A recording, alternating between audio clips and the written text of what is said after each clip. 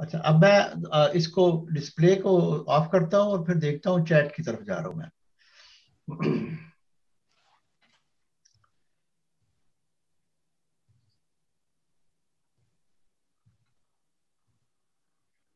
जी नाज़रीन, ये था आज का प्रोग्राम। इसको मुश्किल देखने के लिए आपसे दरख्वास्त चाहिए कि इसको चैनल को सब्सक्राइब करें, ताकि आपको ये आपके पास महफूज रहे आपके, और आप जब चाहें इसको इस्तेफादा कर सकें।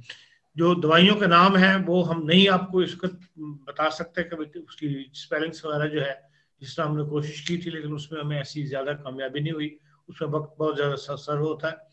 इसलिए बहरहाल ये महफूज है प्रोग्राम के अंदर। आप जब भी वीओजी उर्दू सर्विस यूट्यूब में जाके इस प्रोग्राम को निकाल के दोबारा देख सकते हैं, और स्पेलिंग्स वगैरह जो है वो नोट कर सकते हैं। मतलब आहिस्ता बोलेंगे या बार बार देख के तो वो अपने स्पेलिंग्स जो है वो दुरुस्त कर सकते हैं।